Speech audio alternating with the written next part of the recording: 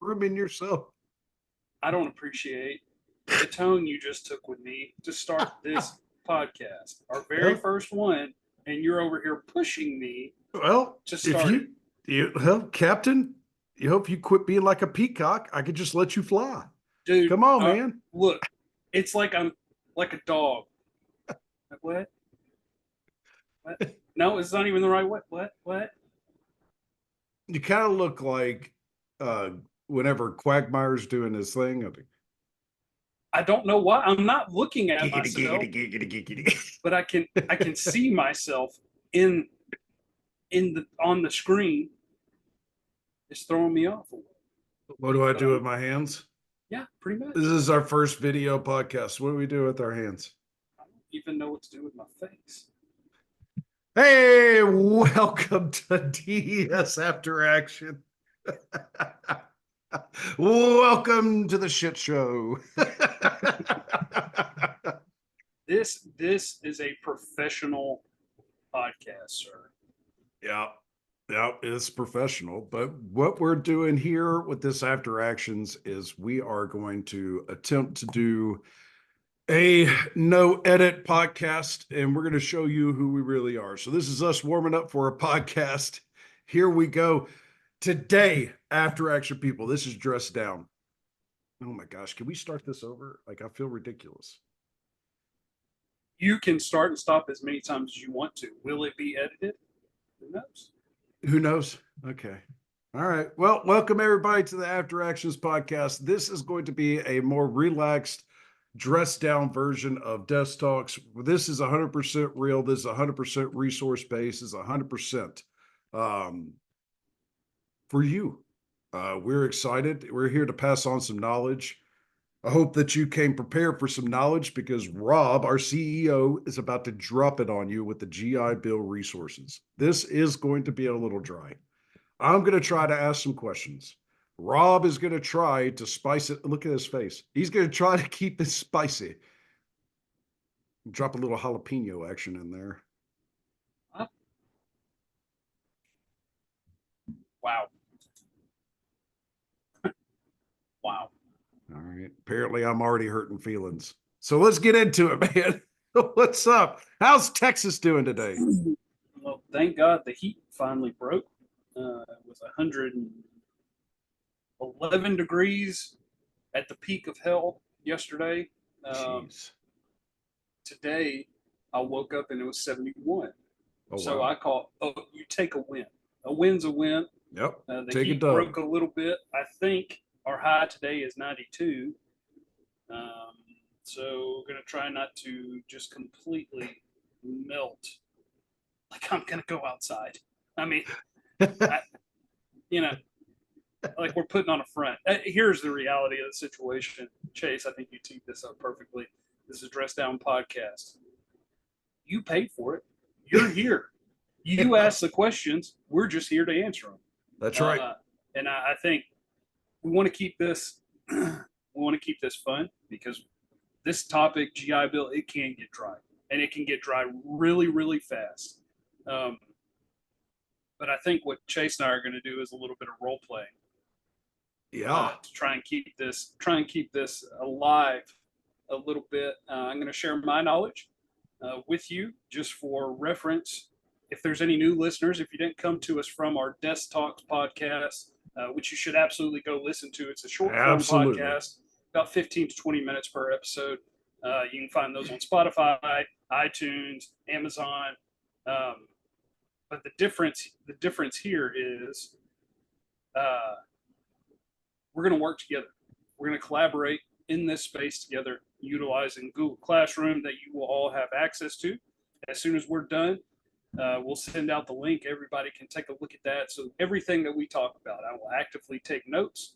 If Chase makes a good point, or if there's something not on the slides, that way you can kind of download and understand everything from that perspective. I will say, just to let you know, again, if you are new here, I'm Rob Hurst. I'm the CEO here at Dynamic Educational Solutions, or DES. Prior to DES, I was the Director of Veterans Affairs at Southern Methodist University. I worked there for 7 years, helped over 1,000 GI Bill students, their family members, worked in multiple industries, not just higher education. So do have a little bit of background helping students in higher education. That's getting your undergraduate, graduate, or doctoral or terminal degree. Also help students on the NCD side of the house, so professional certifications, professional licensure, and then OJT.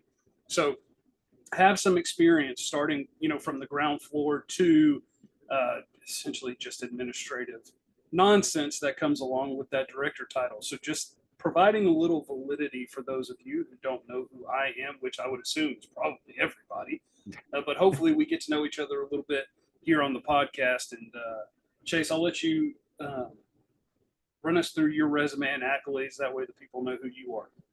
Sure. I am Chase. I'm the COO here at Dynamic Educational Solutions, otherwise known as DES, which I think you'll see over this Other shoulder finger. or this shoulder. Hey, bingo, you got it.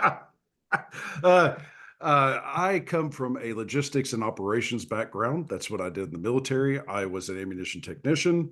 I served in the Marine Corps and in the Army. When I retired in 2016, I went back to school I went to first Collin Community College. And then I transferred up to University of North Texas, where I got my degree in interdisciplinary studies with a focus on counseling, psychology, and what's up, man? I'm acknowledging. Oh, sorry.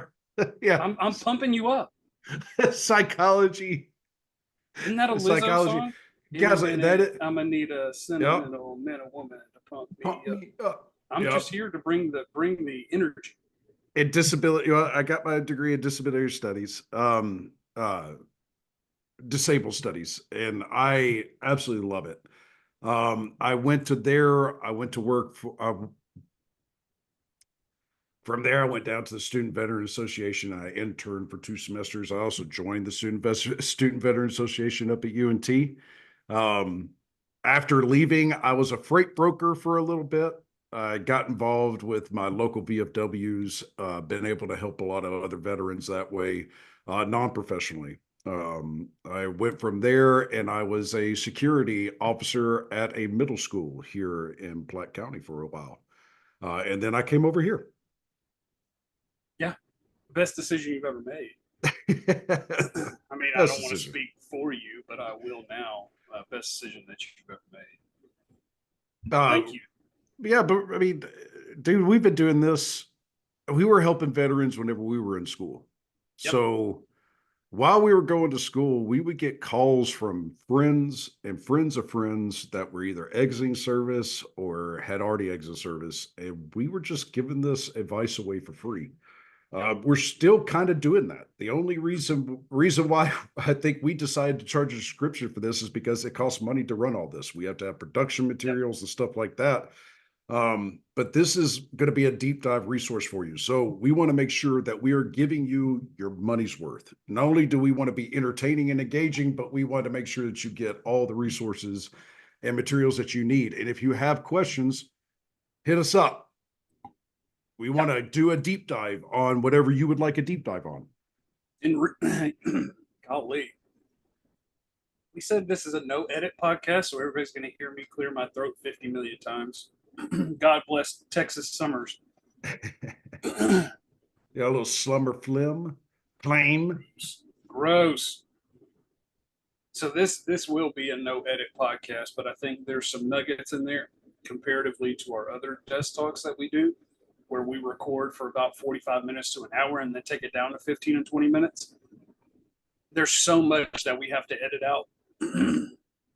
That is great information outside of us just messing around with each other. So this will be a different format, but what Chase kind of glazed over in his history there is while he was at North Texas. While he was at North Texas, he helped veterans inside the higher education space maximize their GI Bill dollars. I did. Which is the topic of conversation today. And I know I, for myself, missed out on the, I'm an Army cat too. So you are an Army cat. Hopefully there's more. And you're a former Intel cat. I am. I'm a nerd. And I mean, you studied ordnance for a little bit. You've done a Yep. little bit of intel. You were Yep. attached to an infantry unit for a while. I mean, you kind of Yep. have a pretty diverse background for our military experience. I tried. I tried to be cool and do all the cool guy things, and now paying for it in my mid-30s. But Hey, aren't that's we okay. all? Aren't Yeah, we all? That's that's okay. That's I okay. regret nothing. Yeah, no regrets. I regret nothing. All right, but let's get into this. So we're going to talk about GI Bill today. What I want to do is kind of cover a few little topics. So how to use your GI Bill, how to activate your GI Bill, when to activate your GI Bill, how to maximize your entitlement for your GI Bill, any kind of terminology questions, happy to answer. And then if there's any other kind of qualifying information, we'll give it out. And like I said, in the Google Classroom, if you download the slides for this, the slides, it's good info for you because this will be kind of rapid fire. We're not really going to stop and belabor any points or anything like that. But I'm excited. I am I'm too. excited. This was a user requested topic. So the more and more we do this, we will have live sessions so you can interact with us during these desk talks. You can jump on camera if you want to. I'm happy to give Yep. anyone access because this is part of our peer-to-peer network that we're currently growing out. And then hopefully we'll have more interaction here coming up pretty soon. This is an unsponsored podcast. Not that anybody cares, but can you see this? Of course not, because I have a black background. But if C4, if you're watching, you're welcome to sponsor the podcast. We think all take- veterans everywhere would appreciate that. We're like all veterans. We run off of high doses of caffeine and nicotine, and we're not ashamed of it. No. What is there to be ashamed of? Nothing. Absolutely nothing. Okay, so Let's get into it, man. let's get into it. Talk to me about GI Bill resources and how we can maximize those benefits. But first, Rob, I want you to talk to me about, because I think this is probably the very first question that we should be asking is when should I activate this GI Bill? Actually, let's back up. What is a GI Bill? So your GI Bill falls under Veterans Educational Benefits. That is whenever you're looking at VA from a hierarchical standpoint. Veterans Educational Benefits is the umbrella that covers all 7 chapters of the GI Bill. The GI Bill was introduced, I believe, if I'm not mistaken, in the late 60s, early 70s, as a re-entry or a reintegration tool back into civilian workforce. So you use your GI Bill, you can go back to school, you can go to a trade school, and I say back to school. You can get your graduate degree, undergraduate degree, your doctoral degree. You can go back and get a professional licensure as a project manager. You can get into database management, Chase. You should know all about that right now. And then as that is currently a project that our CEO has me working on. And I'm appreciative of you. One area I think where we're lacking in awareness for the GI Bill is you can also use your GI Bill for OJT. So thank you. At flight school, that would fall under OJT. So if you want to go back and be a pilot, you can use your GI Bill for that. And then you have your trade schools. So your laborers, the people that we take for granted whenever our AC goes out in 111 degree heat that you're calling out, those cats can use their GI Bill to go back and get the requisite skills and certifications for that. Not only that, but they can use that whenever they're actually doing their journeyman, right? Yeah, absolutely. As long as they are working underneath a master, right? Someone who has the title, and those who are working the trades, you know what that means. As long as they have the title master and they're willing to report for you, and there's some forms they have to fill out, right? So this person needs to be able to work with you, and you can absolutely draw on that, because we all know getting out, you might have to start over, right? Yep. So you might have that experience from the military, which gets you in that door, but you got to remember you're starting with a brand new company. Yep. So using that GI Bill to cover that loss of income, if you're like Rob and I, and you have a family whenever you're getting out, that's huge, especially after you're relocating. Yeah, and you hit on something interesting, not to take us too far down the rabbit hole, but there is something I want to say in that there's a common misconception for us whenever we get out of the military, especially for me on the Intel side of the house, right? So I got out as an Intel NCO. I was told, well, these three-letter agencies, they'll come banging at your door. They want Yep. the skill set that you may have.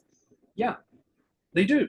That's not the lot. That's not the misnomer. What they don't tell you is you also have to have the educational background to back up the real world experience. Now we are seeing a shift or a change a little bit in the trend for requirements. Now everybody has the ability to work from home. You don't have to be in a brick and mortar location anymore.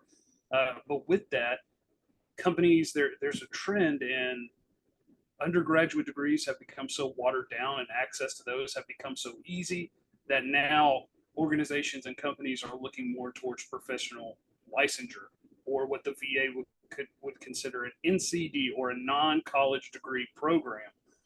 So whenever we really deep dive into this, into all these topics, I want everybody to keep in mind you need to not you need to have goals for yourself. What's the end game with this GI Bill? Right. And for me, I have a family. I left my career in the military. I left my career in higher education to start a company with my brother. What skills do I need to reach my goal? Making a Right. successful company. If I want to become, I don't know, a web developer, what makes the most sense for me? Do I go back and get a master's degree in network development? Or do I pursue multiple different professional certifications to get me to the web designer that I want to be? Well, most companies now, they're looking for individuals who have the professional certifications for web development. They're not necessarily looking at the educational background that we're traditionally used to looking for, right? Um, so that's just something to keep in mind whenever we get into the conversation about maximizing your GI Bill dollars. It may make more sense for you to pay for that undergraduate degree out of pocket and then utilize your GI Bill to pursue professional licensures. Anyway, teeing up those topics, you asked what the GI Bill is. Let Yep. me answer that question fully. Um, I gave a little history of that. Now there's 7 chapters of GI Bill. The VA is currently whittling those down. I believe the intent is to get it down to 5. So you have your chapter 30, which is the Montgomery Bell GI Bill, which is typically going to be for those individuals who enlisted or joined the military uh, pre 2001. Individuals who joined after 2001, you're going to have access to the Chapter 33 or post 9/11 GI Bill. And then veterans like you and I who got out after 2011, we now have the Forever GI Bill, Yep. which takes away what the VA calls the delimiting date or the final day that you can use your GI Bill dollars. That's gone now. And then you have your Chapter 31, which is vocational rehabilitation or VRE. Or no, they changed it again. They changed it again. Vocational readiness and employment, right? Yes. Vocational readiness and employment. Chapter VR 31. and E. Right. And then there's Like ampersand, right? I think you're right. There's Chapter 35, which is the dependent and survivors GI Bill, which for those of you, Otherwise known as the Gold Star family, right? yeah, what's funny is you were talking about that the other day. I haven't heard that term used commonly. Um, I wasn't really sure what that was. I think you did a good job of explaining that in our last desk talks, which I think everyone should go back and listen to because it's only 20 minutes out of your day. But your Chapter 35, for those of you who have access to that, let's Yeah. talk about that for 2 seconds. Give me Yeah. 2 seconds here. Yeah. So Only you're to- talking about Chapter 35. Chapter Otherwise, 35. I'm going to call it the gold, gold members or, survivors. Did I mess that up? Did I misstep and I didn't hear it? No, you said gold member, and I immediately thought of one Austin Powers, Austin two, Powers and and and 007 and my Costco card and your because Costco. Oh, shut up. I am a gold member in Costco, and I have the card to prove it. So Gold Star families. I keep Gold my Star receipts. families. I am so sorry. Okay, so all of our Gold Star families out there, Yeah. okay, or survivors, this is for you. This is a Yes. benefit that you are entitled to. Yes, but I need you all to hear me right now. Right now, I am the high school teacher. I am stomping my foot.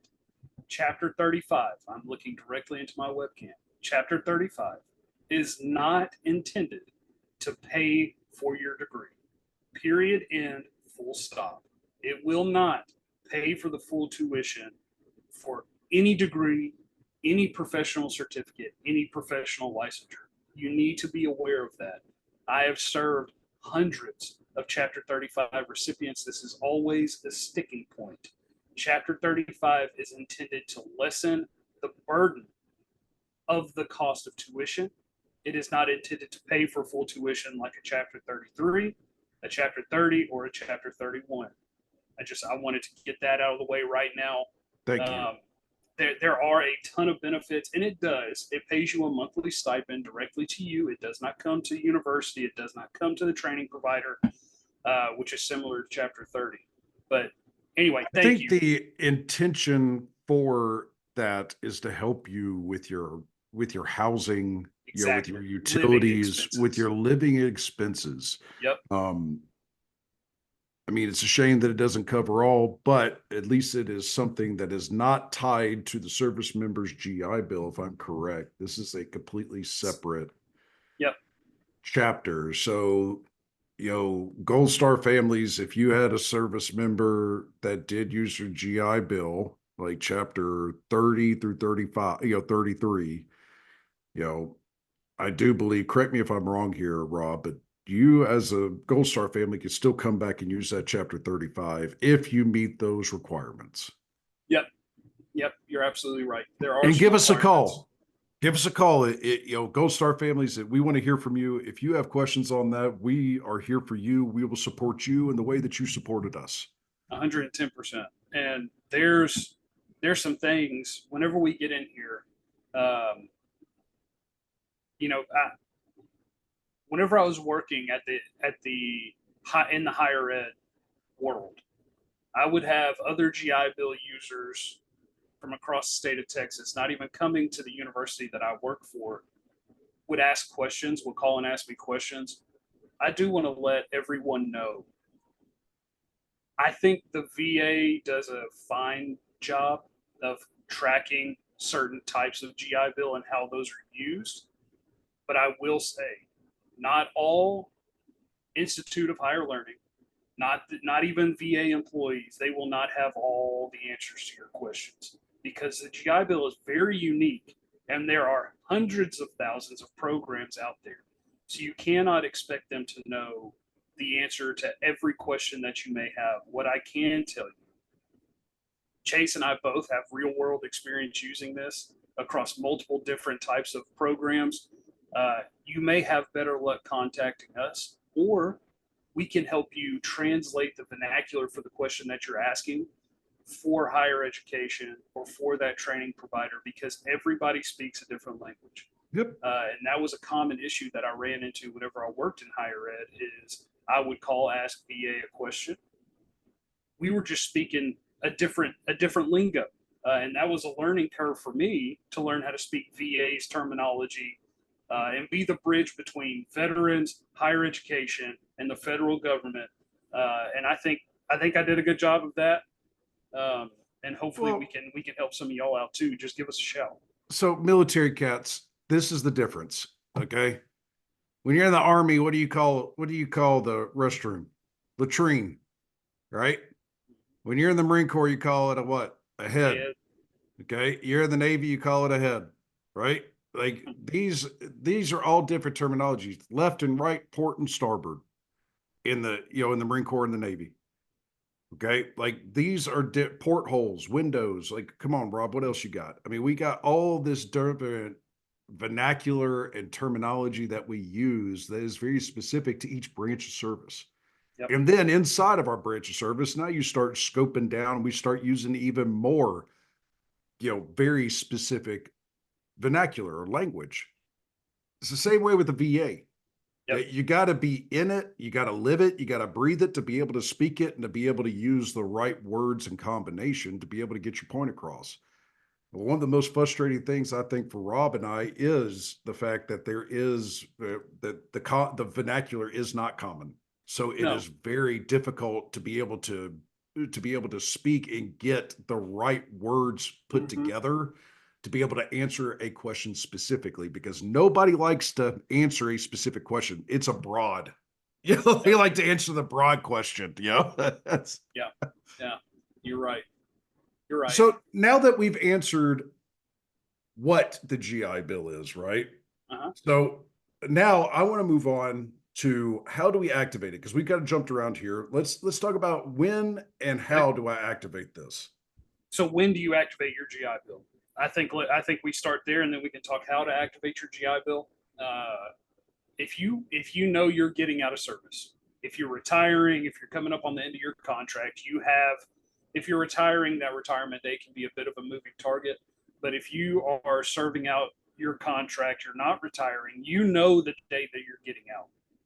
If you know you want to go back to school, I recommend bare minimum you activate your GI Bill 90 days prior to separation.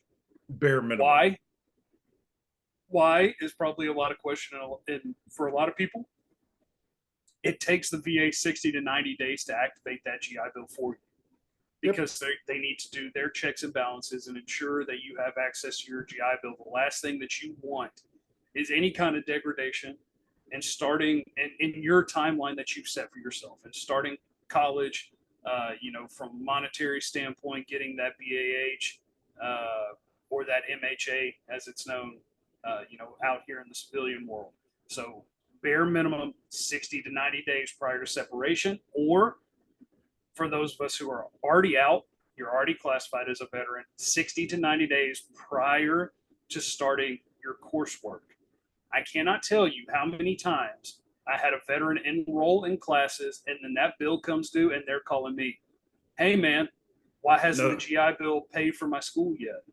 Well, that's a great because question. the VA didn't activate your GI Bill yet because you just submit the application 4 days ago. Yeah. And that's tough. That is tough. That's tough on the veteran. It puts the university into a sticky place because they don't want to lose you. The training provider, they don't want to lose you. They're a business, right? Yep. And they want to see you succeed. Hopefully they want to see you be successful. So 60 to 90 days on the short end. If you are a planner, I would say the longest suspense time I would give it is 18 months. I was about to say, what is the golden, what is the golden example for this? What would be top tier? 6 months. If you're on point, you know what you want. 6 months. You need to have that GI Bill activated. You need to have your certificate of eligibility, your COE, is what the VA gives you after you activate your GI Bill, and what it's showing. The school certifying officials, the bursar's office, the registrar's office, what it is showing them is that you have the funds to pay for the coursework that you want to enroll in. Okay. Without getting super down into the weeds, there's some things that y'all need to pay attention to whenever you get that certificate of eligibility from the VA. You need to look at your entitlement percentage on that GI Bill. It can range from 100% down to 50%. It'll never go lower than 50%. But what that is going to tell you is how much the VA is going to pay for your tuition. If you're at 100%, you're set. For state colleges and universities, you are set. The VA will pay for your education as long as you have the entitlement remaining to cover that semester. Okay? Is this clear as mud yet? Am I confusing you, Chase? Nope. Keep going, baby. I love it. So that means that, because on mine, if I remember correctly, it told me how much entitlement I had in months left. That is correct. So it'll show you if you just activate your GI Bill, you've never used it before. I'll use me as an example. I was in the Army for 6 years. 6 years in total. That was my initial contract. I paid for the Chapter 33 GI Bill for the first, I think, 12 to 18 months of my service. I had a little bit of money coming out of my paycheck every month going to that Chapter 33 GI Bill. Whenever I activated it, I had 36 months of entitlement, which is full entitlement for the GI Bill. I was at the 100% mark. So whenever I went to Collin College in Plano, Texas, they paid for all of my tuition. They gave me a monthly housing allowance based off of the location of the school that I was attending in person. In People, person. Whenever you're looking at the universities, if you're an in-person learner, you will get more money for BAH than if you are an online learner. Well, hold on. We're going to get to that. We will get to that. You're right. Thank you. So when you're looking at your COE, you need to look at your entitlement percentage up at the top. And it should go something like this. Your name, last four of your social, entitlement left on your GI Bill, 36 months, entitlement percentage, 100%. And then you will see a field on there that says the limiting date. For my Chapter 33 users, that should say NA, or there should be nothing on there. As of 2011, if you got out 2011, post 2011, pre 2011, you're still on the hook, big dog. You still got a eliminated date. And there's something, just a real quick note. Unfortunately, and I loathe that this happens, but you have individuals who got out of service. They didn't know they had their GI Bill because it's not something that was covered really heavily. If you got out pre-2011, you only had 15 years to use that GI Bill. If you didn't activate it and use it within those 15 years, it might be gone. Yep. So when you activate your GI Bill, I've had veterans who got out in 2003, for example. They call me in 2018, hey, I'm ready to use my GI Bill. I have my COE. Great, send it over to me. The VA is still going to show you you're at 100% on your GI Bill. You have 36 months. 36 months. But in that delimiting date field, there is an end date on that. If it is past the end date for your delimiting date, if it says January 1st, 2024, and you're trying to start school in September of 2024, the VA is not going to cover your tuition. You need to be aware of that, because that's a gut punch for a lot of people.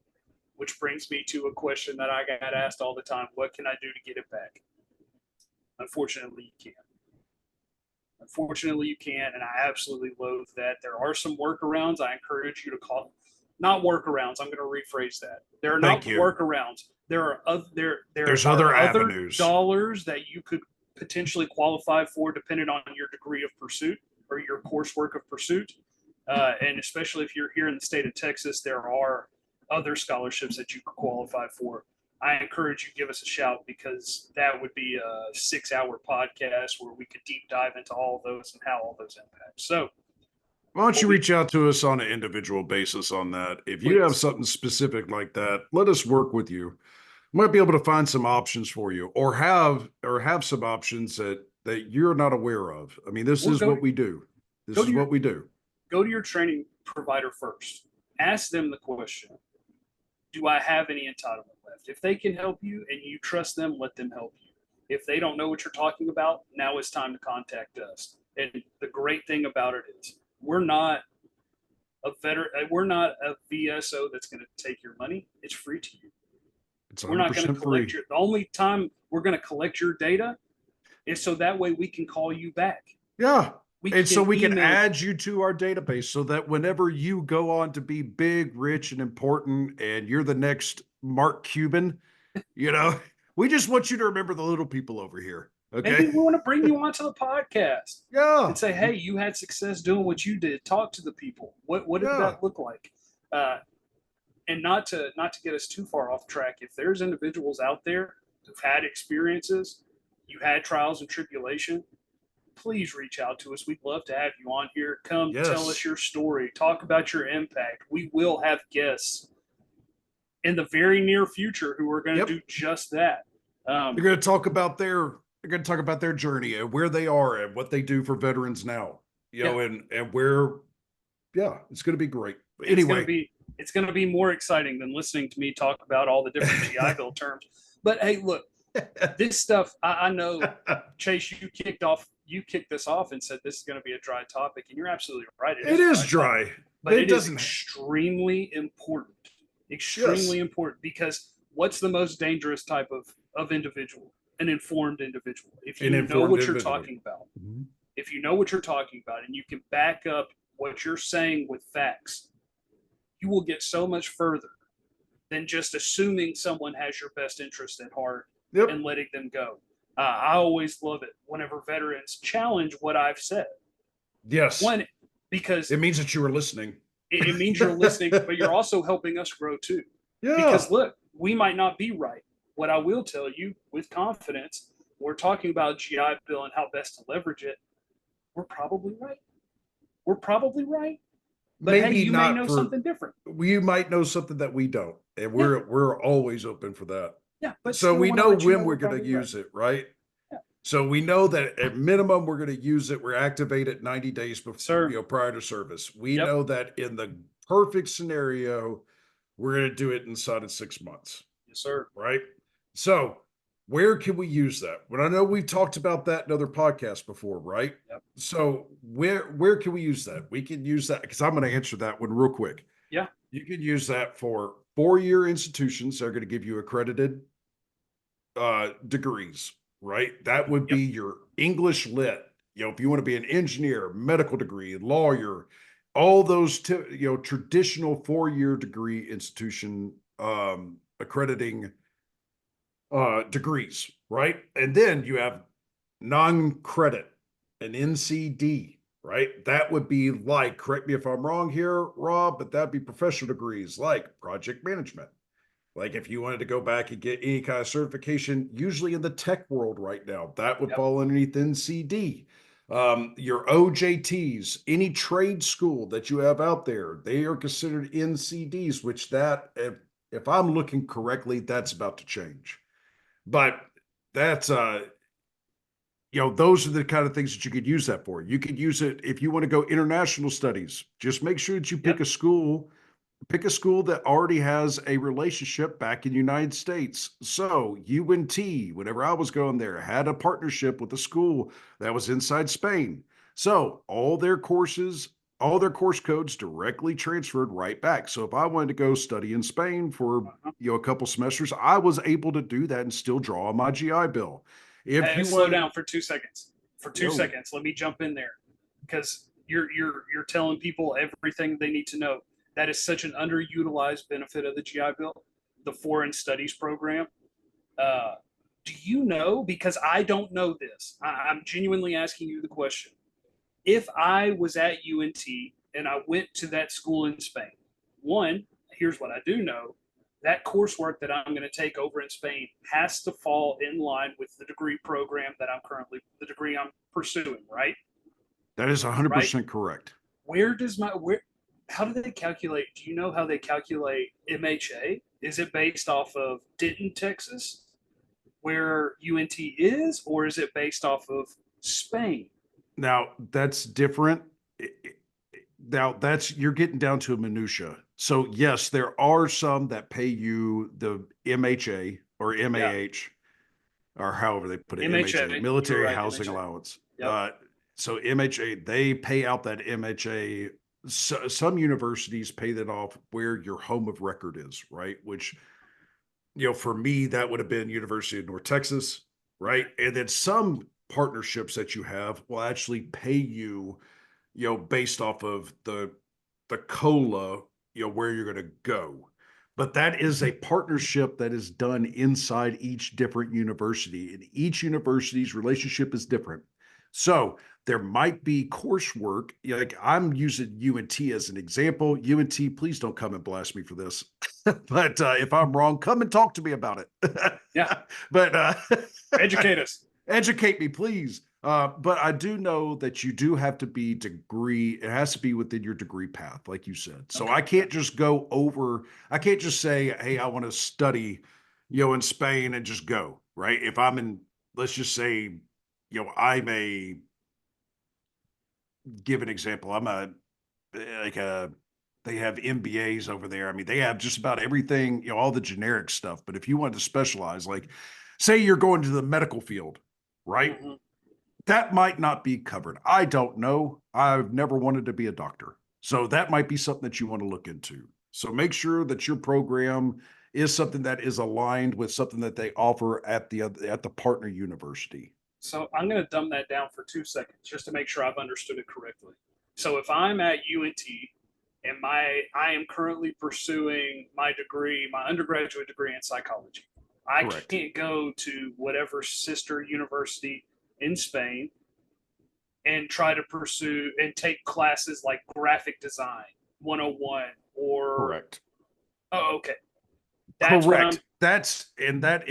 That is how they have that course set up with your university. There again, I highly encourage you to get with your university, talk to your university and see what that partnership looks like if it works for you. Yeah, that doesn't mean you can't take the class. You just have to pay for that class out of pocket. The GI Bill is only going to cover the classes that fall within your degree path from a linear standpoint. So it all kind of has to check the box leading up to the requisite coursework to confer that undergraduate degree in psychology.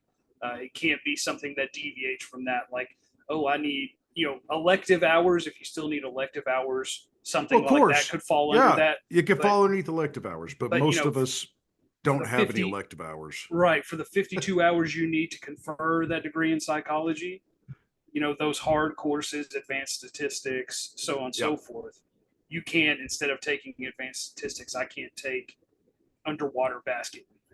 Yeah. The You VA is can't not going to pay for that. yeah, you can't go and take, was that horse studies equestrian, Yeah, management. right. I think I see, I Cool. saw that, as a list and I was like, oh, that sounds like fun. I would love to go learn about horses, but you can't take that. That wasn't in my degree path. I Right. love it. So that Good is point. Sorry to cut you off. no, you're good. Another one that I learned about, if you are I wish I would have known this. I am an outdoors enthusiast. Rob will tell you. I love to camp. I love to hike. My family is we're runners. We're sports people. We love being outside. We love challenging ourselves. And I wish I would have known that I could have gone and got a degree in like national wildlife management, right? And I could have gone to, South, I can't remember exactly where that is. I think it is in South Dakota, where you actually go and there's programs that are national programs for like outdoors enthusiasts that you could actually go. The GI Bill will pay you to go and get those kind of certifications. Wildfire fighting. That was another one. I didn't know you were able to do that. Not that I'd be interested in that. If you're crazy enough and you want to go fight wildfires, hey, I'm here for it. You call me. I'll help you. So you can be your best version of Bear Grylls and have the GI Bill pay for it. Is that what you're telling me? That's Or exactly what. No, that's exactly or what I'm telling you. are you telling me if you wanted to be like what do they? Oh no, park ranger. I was thinking like state parks. If you want to go to police academy, GI Bill will pay for that. GI Bill pay for that. I was about to say, park rangers. Most states require you to go through, Police academy, right? police academy before you go. Yeah. Yes, GI Bill pay for it, and every police department should be able to walk you through that. If you have a police department that you are veterans or that you are trying to go through, and you're trying to use your GI Bill for that training, and they don't know how to do it, call us. Yeah, Put us in contact with them. I We're going think to help there's them out. only two states, and I'll have to go back and look. I'm not going to show. I'm not going to say, but I think there's two states that the GI Bill does not cover for police academy. But we're going to get into here in just a minute. We're going to get into how you determine that. So let's get into it right now. How do you determine what to use how do I maximize Let's those take it off here. benefits? Yeah. So, what I want to show you, like Nice that? job, Rocket Man. Thank you. I appreciate it. So I'm going to share my screen for 2 seconds because I want everybody to see this. These are our notes. I'm going to put it in slideshow format for all the people. You can see everything here. So this is what we're talking about. Activating your GI Bill. How do you activate your GI Bill? We've put links here for you. It's super simple. You just go to va.gov. I think the respondent burden is something like they say it's less than 10 minutes. It is literally your own information. There is no external information gathering necessary for you. Just go to va.gov, go to the education section, GI Bill, follow the prompts. You've got this. What I encourage you to do before you do that, if you have never used va.gov, you need to log in with id.me. That is huge. id.me. Don't use any of the other logins. From an end user standpoint, you will have a litany of issues if you do not use id.me. And it is easy That to set is up. that is as of August 9th, 2004. 2024. You said 2004. Oh, 2024. Ooh, yeah, that would have been bad. I mean, we were just on the back end side of what was that? What was the thing everybody was worried about in the year 2000? Y2K. Oh, stop it. Y2K. Yeah. Yeah. I Yeah, mean, you're showing your age there a little bit. Just keep rolling. so we've also in this something we'll all cover GI Bill resources, GI Bill comparison tool. We'll dive into that. Choosing a GI Bill approved school that's inside of the GI Bill comparison tool, MHA BAH calculator, and then more info on how to use the comparison tool. But activating your GI Bill, I think we've broken this down and about as easily digestible as it could possibly be. I have given you the steps that you must take. Don't read the VA website. But if you don't want to, it's all right here, just truncated for you. It's the exact same information. I did use all credit goes to va.gov. I use their websites to show you here. You can see we did a nice bubble around id.me. This is the one. This is the one. If you don't use id.me, what happens is whenever the login application can get stuck in a loop and it will eventually lock you out for 24 plus hours. I have never had a veteran who used id.me have an issue getting in unless they're performing some kind of site upgrade. That's why I'm harping on this so much. id.me is the way to go. But what you get once you log into va.gov on the homepage, select VA benefits and healthcare. Can you see my cursor on the screen, Chase? I can. This is where it is. Up at the top, right on the homepage. After you log in, you can see I have to zoom in. That I was logged in. You can see my name. So I did it with you. It works. Education and training. And then you select how to apply. Read the whole page if you want to. It's all right here, but read the whole page. But about halfway down, how do I apply? You click on that button. You just follow the prompts that are most applicable to you. Are you a veteran? Have you used your GI Bill before? Like, these are stupid, simple questions. So there shouldn't be any issues with you activating your GI Bill. But if you have issues or you feel more comfortable doing it, like walking through it with us, we're happy to help. Submit the application. Like I said earlier, it generally takes, the VA says they can do it as fast as 30 days. But what I will tell you, just like anything else, any other business, it's a queue system. Yep. First come, first serve. It is first come, first serve. I know they've tried to automate quite a bit of this, but it is still first come, first serve. So that's why I harp on the 60 to 90 days, 30 days on the good side. Well, 30 days is the fastest that I got mine. Mine were activated within 24 hours. Let's just be real. But yeah. I activated mine whenever I was going through my med board process. So, that's a good point. I was given that opportunity before. I mean, whenever I was going through it, Fort Drum, big shout out to First Mountain Division. They did a good job offboarding me with the GI Bill. Good. That's not the case for everyone. No, it's not. I can tell you that with 100% certainty. I just got a couple of college brochures thrown at me. Here you go.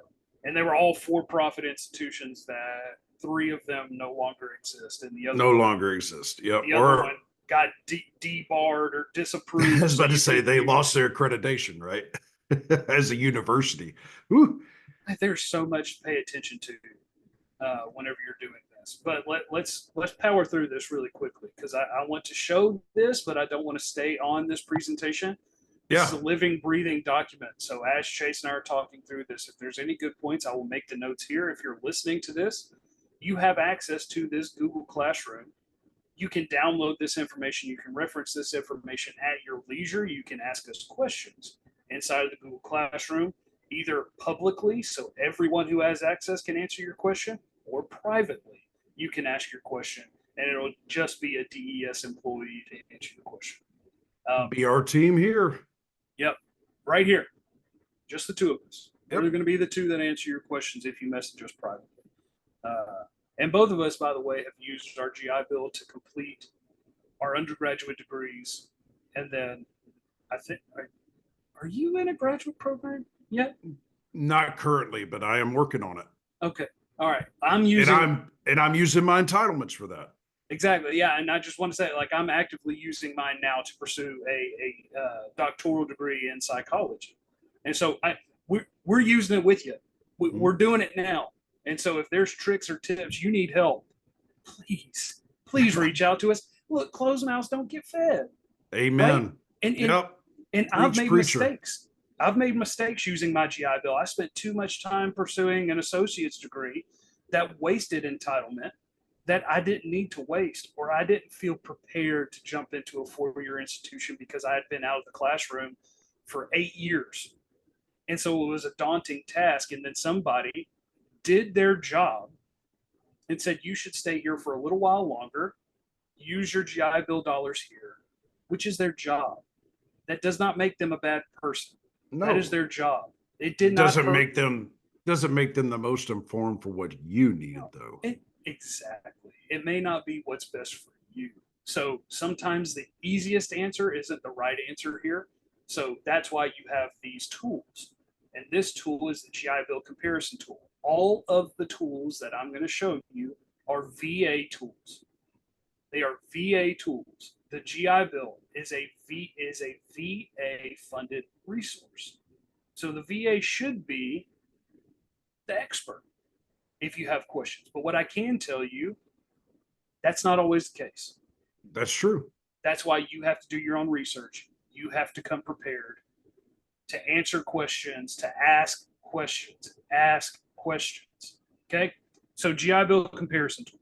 You've activated your GI Bill. Now you're looking at colleges. Right, Chase? That's right. Can Let's you throw see- out there. Can you give us 2 examples? Like, how do we use this? Can you go into that? How do I use GI Bill comparison tool? Yeah. Can we just jump into We're it? about to get into it. Yeah, We're about to get into it. Let's pick 2 universities that are kind of different, right? Oh, you want to do it in real time? I want to You do it wanna real walk through it in time real right time? now. I Shoot, want to yeah. do it right now. Let's do it. Just Okay. show the people. Give them a quick example. Share this tab instead. Here we go. So I'm searching the web on Bing. Don't come at me. I'm not I like coming at Bing, you. not Google. So I'm going to go to I'm just going to type into the search bar, GI Bill comparison tool. Clearly, I've already searched it. Right here, top hit. I'm in it now. Do you still see my screen? I can still see your screen. We're still rolling.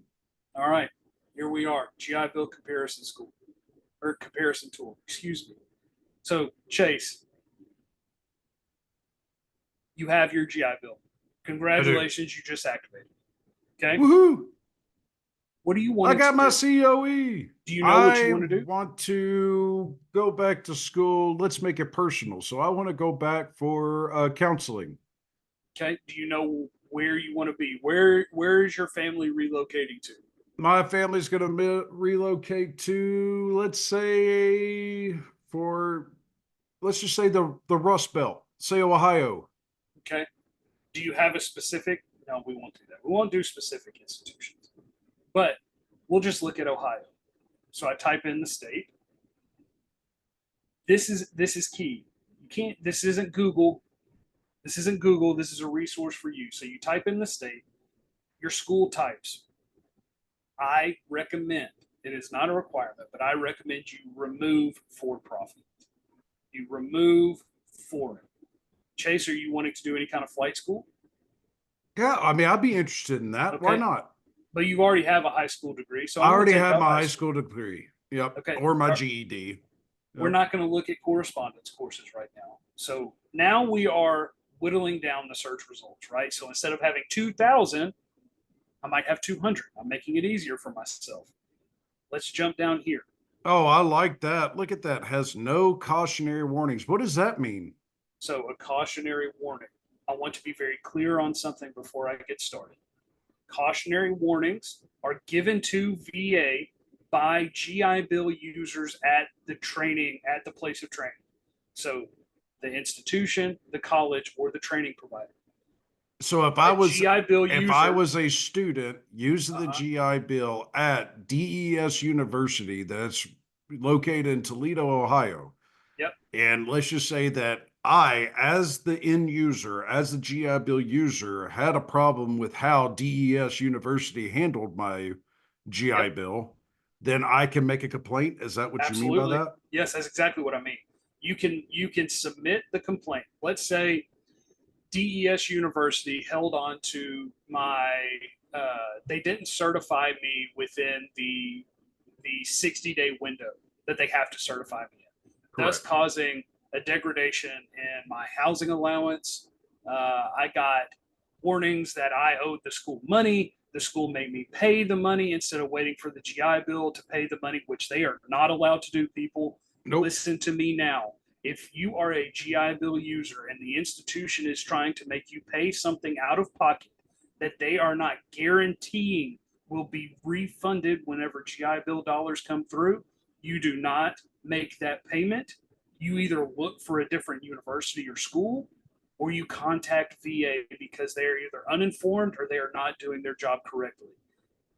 Every university has to sign an MOU, a memorandum of understanding, with the Department of Veterans Affairs that states they will not withhold enrollment for a GI Bill student um, due to non-payment. I believe the VA has up to like 365 days to Yep. remit payment to universities, and Yep. they It's a can't hold full that against you. 12, it's a full calendar year, and the university cannot hold that against you. That They has nothing to cannot. do with you. Yep. That's a third party They can't resource. charge. They cannot charge late fees. They Nope. cannot tell you you cannot attend class. Like, you need to be informed here. So, do they have a cautionary warning? You know what? I don't want to go. We don't want to send you to a school that has a cautionary warning, right? So we're going to select that box. We want to make sure that the university is accredited. Do they offer yellow ribbon? Is that important to you? Yes. Yes. Yes, it is. And we'll talk about that here in a minute. For As a those of, student veteran group, that's important to me, but maybe not to let's do it. everybody. So we can leave that unchecked. Now, you can look down here and it really, you can deep dive. We won't get into this, but dependent on who you are, your background, you can select these for yourself. But let's just run the search. Let's see what we come up with. Of course, I didn't capitalize Ohio. This is an unedited podcast, so we're seeing. Uh-oh. Do search by location, not search by name. Thank you. I appreciate you. Yeah, man. All right. So you're going to go down here on the left-hand side. No, this isn't right. Let's do this. I'm going to type in Columbus, Ohio. Ah, look at us.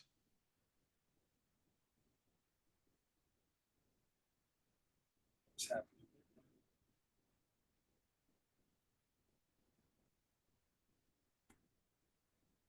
Dude, Texas. What's going on, Ohio? I just threw you underneath the bus.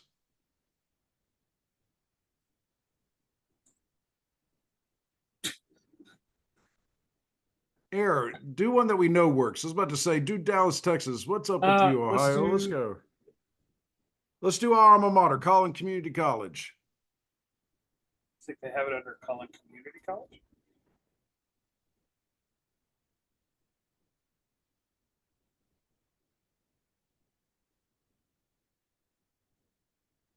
Did I get down too far in the weeds here? Hold on. Well, guys, we said this was going to be an unedited podcast, but this is not looking good. This looks like egg on face. We're hoping this is a website issue and not a user interface issue. This doesn't bother me one bit. You should see all of this. I mean, this is the same frustration that we go through every day. I mean, some of these websites are great. Some of these websites are kind of sketchy. Just keep on going. It's Yeah, Collin Community College. Let's do this. Let's do your alma mater. Yeah, do University of North Texas. If they're not up there, then I'm out. I don't know what to tell you.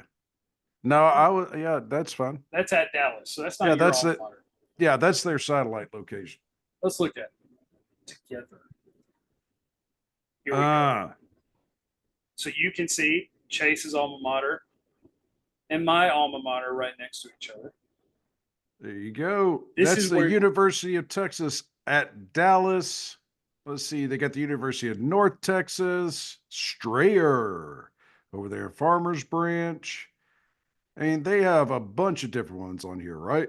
I mean, Here's look great. there. There's your police academies right Look. there. Look. You want to filter down, we're going to take out for-profit. Take out foreign flight correspondence in high school. So we're just looking at public and private institutions. We're going to add in has no cautionary warnings and is accredited, has a student veteran group, and offers the yellow ribbon program. Take off, While this uncheck is- the one under other for OJT. You got it. Thank So you, tell sir. me something, Chase. Yo. What's yellow ribbon?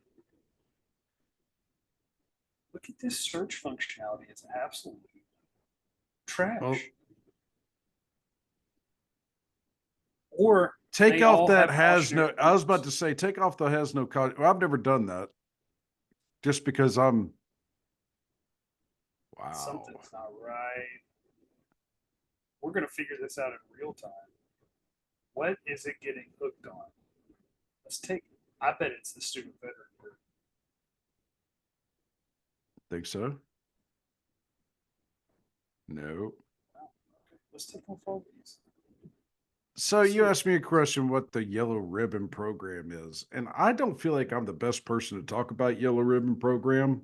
Although, as I understand it, this is for veterans that have been deployed, right? That have seen combat. Nope. Yep. See, I'm not very familiar with the yellow ribbon program. I So- didn't use it, and I haven't had to talk to someone about Got that. it. Okay. All right. Well, let's talk about it for just a second. That's not something that's in the slides, but it is something that I will add because I don't think a lot of people have a deep understanding of what it is.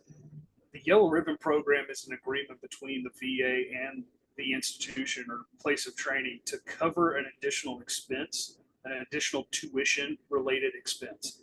What that means, if you're going to an in-state institution, the VA will cover your tuition for every semester that you have entitlement for. Okay, that's pretty cut and dry. If you go to a private institution, for example, we'll use the university that I used to work for without dropping their name. They are a private institution. Yeah, just a private institution. They are a Yeah. private institution.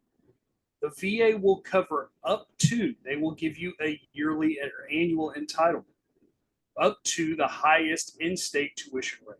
I believe it's something like $27,159 a year you can apply towards tuition. The institution that I work for, on average, for undergraduate degrees, annualized, it costs about $65,000 to attend per year. Simple math. That Yeah, disparity 27,000, there. that 27,000 isn't going to cover it. Nope. But what will is the institution participates in the Yellow Ribbon Program. This will vary by institution. It will be different for every university that's out there. But the That's institution right. I used to work for had unlimited number of GI Bill users for the Yellow Ribbon Program, That's And awesome. and it would pay unlimited amount of dollars. Those are the two things you need to pay attention to when you're looking at Yellow Ribbon schools. How many seats did they have open for Yellow Ribbon? What's the cap? When you're looking at the cap, let's say DES University costs $62,000 a year. VA will pay $27,000 a year for your tuition. As soon as that annual cap is met for your GI Bill, as soon as that $27,000 is exhausted, Yellow Ribbon will kick in.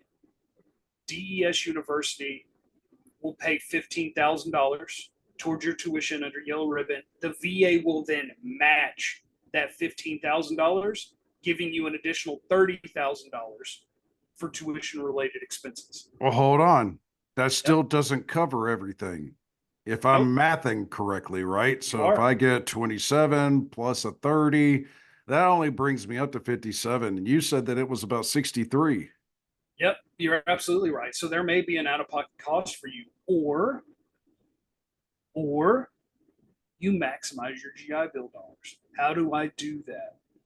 If you are a veteran going back to school, you are a non-traditional student. Throw out the nonsense that you learned in high school that college should take you 4 years. That may not work for you. It may take you 8 years. It may take you 3 or 2. But what you can do is a little bit of math. Do just a tiny little bit of math. If I take one less class, the GI Bill is going to pay for it. So maybe that's what I do, is take one less class. Or maybe I go back and talk to my counselor and see if any of my military training can cover a little bit more. Maybe they can write off the combat lifesaver that I did as an elective and get me my hours back.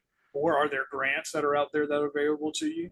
Yep. Are there any kind of tuition discounts for veterans at the institution? Are there specific scholarships that veterans qualify for? Go and speak to your student success team at the university and let them know, I'm using my GI Bill, I'm using Yellow Ribbon, but even after both of those, I have a $5,000 deficit. Is there anything that y'all can do to help me? I am telling you from experience, those student success centers are dying for you to come talk to them. They're dying for you to ask that question. All of those funds come from like mom and dad's club. Yep. That's money given to these institutions and these training providers by alumni. Yeah, by alumni. They don't want you to pay out of pocket. Nope. But guess what? 90% of those funds are not utilized because no one walks in the office and talks to them. And just ask a question. Just ask the question. How do I qualify for this? Closed mouths don't get fed. Back to this tool. We want to look at the University of North Texas and Denton, Texas. But I'm also interested in the University of Texas at Dallas. There's this cool little checkbox down here that says compare. What else? Maybe I'm not close to Denton, but I'm close to Gainesville, Texas. So let me select that. Come down here, you can compare all 3 schools together. You can see location, number of GI Bill students. Now, this is annualized. The number of students that they serve, total length of program, type of institution. This is key. I think we've said it 20 million times. I'll say it one more time. If it is a public institution and they are an accredited in-state institution, the VA will cover the full cost of your tuition as long as you're at the 100% eligibility rate and you have the entitlement to cover the length or the duration that you're trying to attend the school. Okay. Most of you are going to probably be most interested in this tuition and fees. This is averaged by semester. And then it also tells you how much that GI Bill pays to institution and you're out of pocket. Look at that. $0. Now, planning purposes, which is key. Please don't call the institution and ask them the question, how much am I going to get paid for BAH every month? They don't know the answer to that. As a matter of fact, if you called my office whenever I worked in higher education, the response is we don't answer questions related to MHA.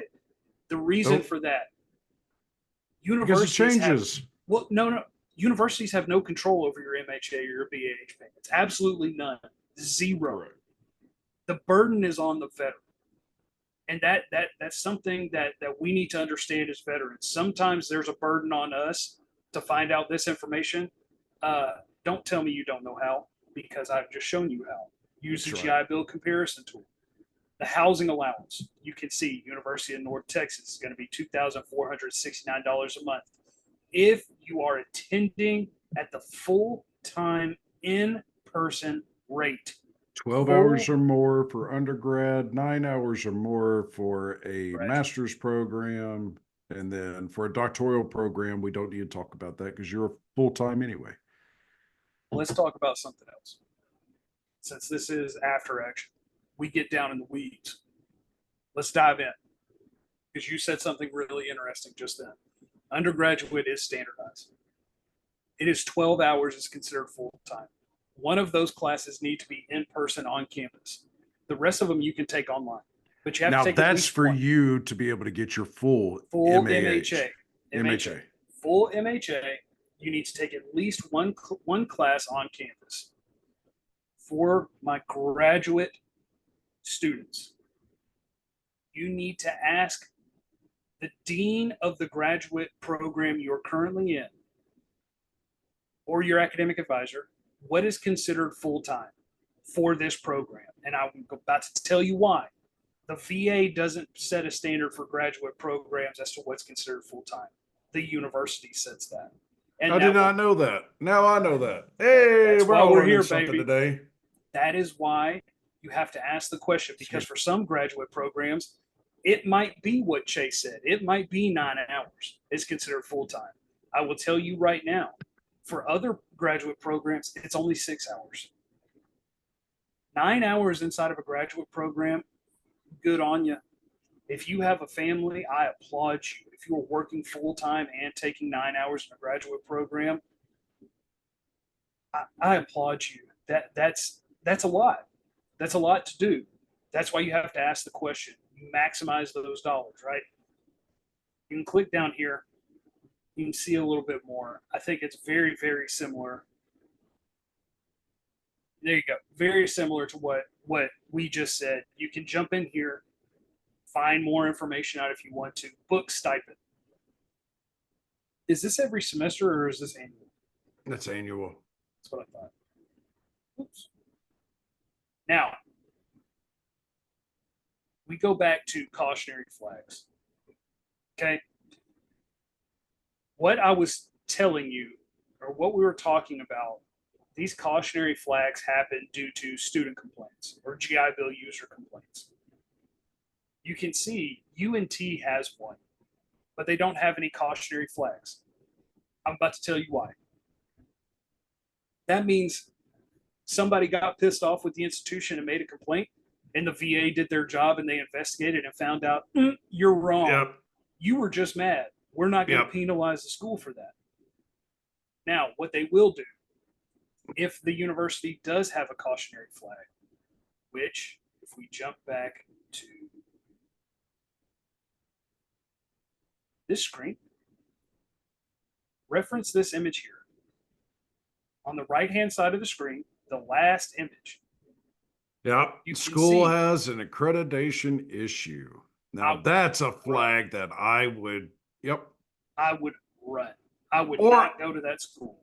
Or you call them and ask them if it's been resolved. Like there's, if this is a university that you are looking to go to because it has the degree that you want, they're like the best, or, we use your best judgment here. Dude, it happens. It happens. And I'll be honest with you. Like, we had student complaints whenever I was working in higher ed. You're not gonna, it's just like life. Not Can't make everybody's gonna be everybody your happy. friend. Yeah. They're gonna get upset with you. Yeah. Because they're gonna view, like some did with me. For GI Bill users, I'm the face of the school. So if you think I've done something wrong and you submit it to VA, VA is going to come do their job. They're going to call Yes. me and say, we had this student complaint. You need to show us these documents. And we're going to show them these documents. And then they're going to come in person in some cases and validate your process for doing things. They're going to look through the reporting tool for school certifying officials to ensure that either the student's remarks, their complaint is founded or unfounded. If it is unfounded, it'll look like UNT. We had one student complaint, VA looked into it, there was no action, the student was just upset. Or they're going to look into it and they're going to see the university has an accreditation issue. So they're going to make that publicly available information. Why is that important for you, GI Bill users? If the institution has an accreditation issue that is not resolved, that means more than likely the VA will pull that institution's ability to certify GI Bill students. They are more than likely in what the VA is calls a teach out. So if you are already enrolled in the program and you're actively taking classes, they will allow you to continue through. But next semester, you might not be able to use your GI Bill, which means now you're having to transfer institutions. Most institutions have a residency requirement. I'm telling you from experience. The University of Texas, Dallas, my alma mater, 50 hours was the residency requirement. That's true. I had that up at UNT. That was one of the reasons why I actually contacted University of North Texas before I left Collin College to make sure, that I could hit my university requirements. I was at the cap, so I had to go, or else I was going to start losing benefit. I would have had to graduate before I would have hit the cap on hours that you're allowed to have. Well, it's important for you to know, because if you have to start over, if you have to start those residence hours over, that's a big hit. GI Bill may not cover everything for you. We had, I think the best example you and I can use. I won't use institution names, but it's a very popular for-profit institution. Actually, you know what? Yes, I will, because I don't think they're an institution any longer. There was a for-profit institution in the state of Tennessee. Yep. That used GI Bill dollars, used GI Bill students. You had GI Bill users, seniors about to graduate. In their last semester, VA pulled their accreditation. That means they have to start over all those residency hours somewhere else. And it took 3 years for most of those GI Bill dollars to be refunded to the GI Bill users to use elsewhere. That is why it is so important. And there was a lawsuit involved in that. I mean, it was a big deal.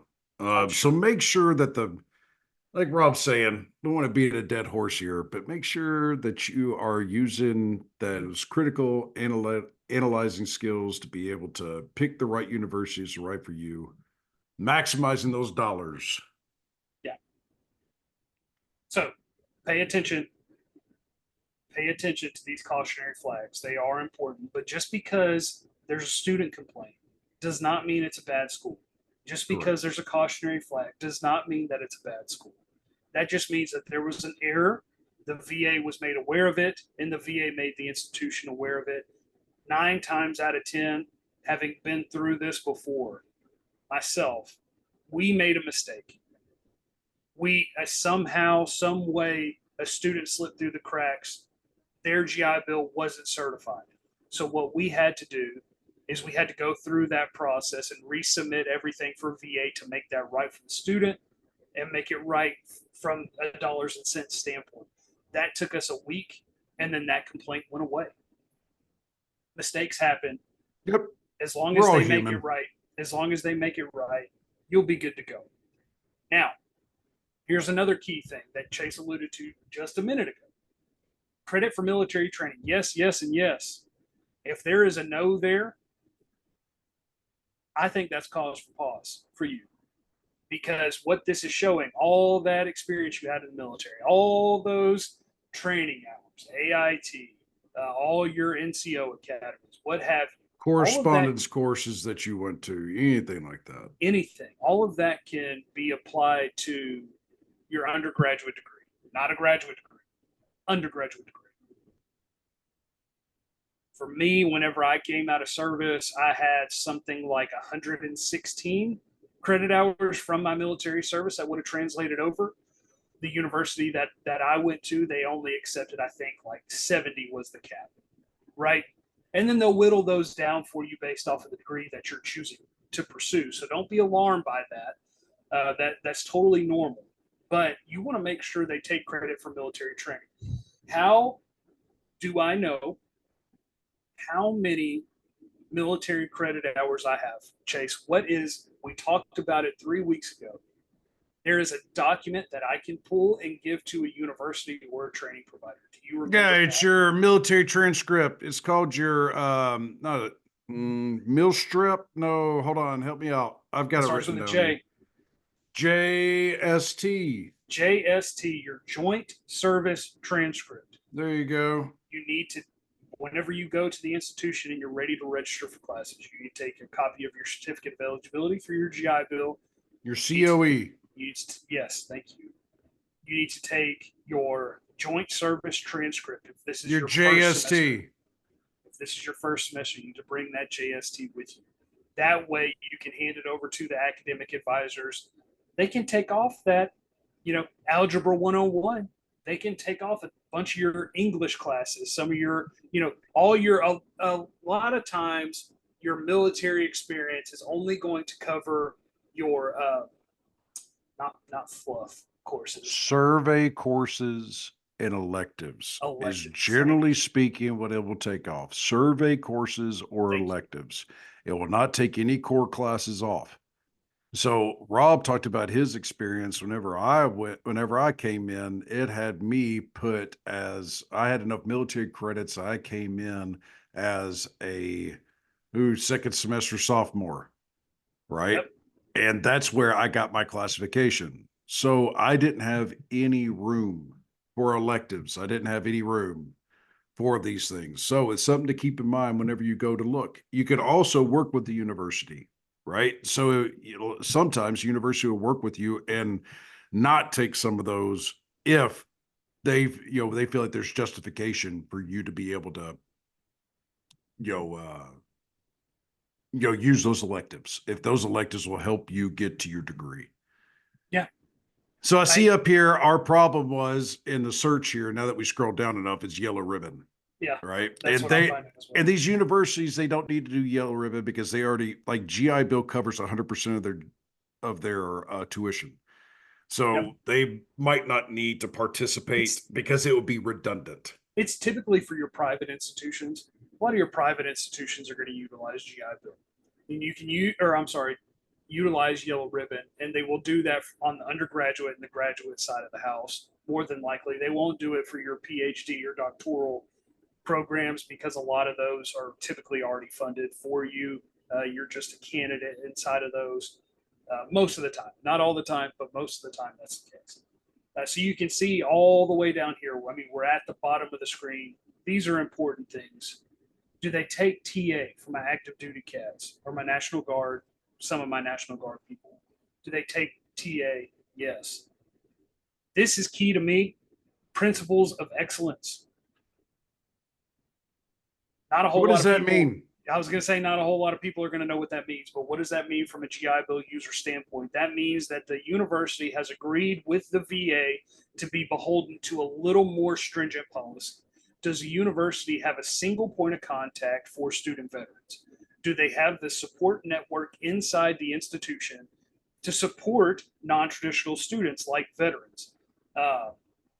That's a big key. And the student veteran groups, I'll be honest with you, I didn't participate in those whenever I was in college.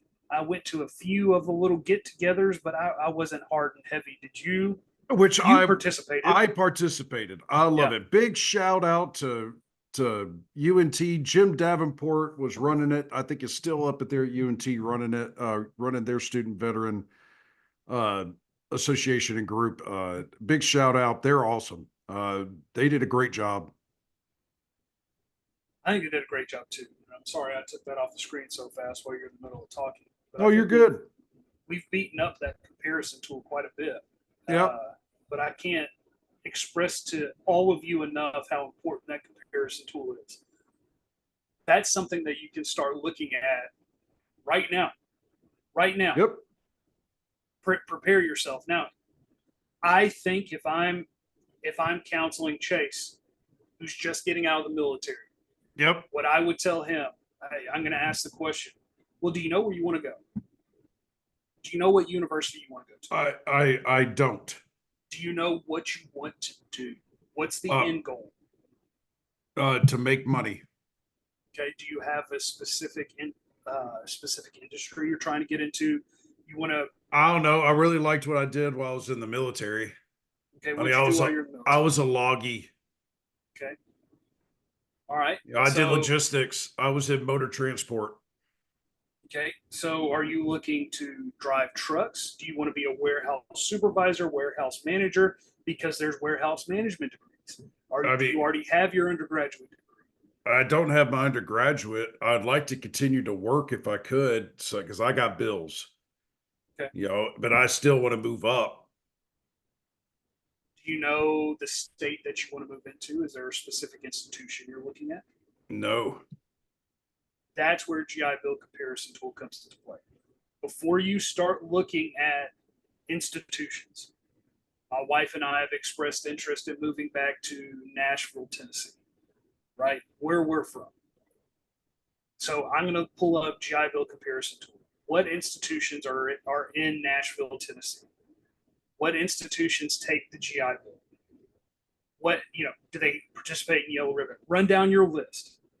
The things that I need the institution to have before you make the decision on where to go, before you start interviewing the universities, like Right. I have talked about in our desk talks. You Before have. you interview the universities, which you should be doing, and if you haven't, you're a failure. Kidding. But this is a good tool to start your cursory search, to start Shoot ya. finding the institutions that match what you're looking for, and then you can decide. For me, I always knew growing up. Well, that's not true. At first, I wanted to be a veterinarian, but Yep. as an adult, I said, I want to get into adolescent neuropsychology. So for me, I used the GI Bill comparison tool. I knew we wanted to come back to Texas. I knew Dallas was a great spot. But what universities take GI Bill? I saw University of Texas at Dallas, the number 2 undergraduate psychology program in the nation. That's where I'm going. That's where I'm going. But I did my research. I knew they took the GI Bill. I knew they had a student veterans group. At the time, I knew they had a single point of contact for veterans. Big shout out to Mr. Nettles at UTD who helped me through that process.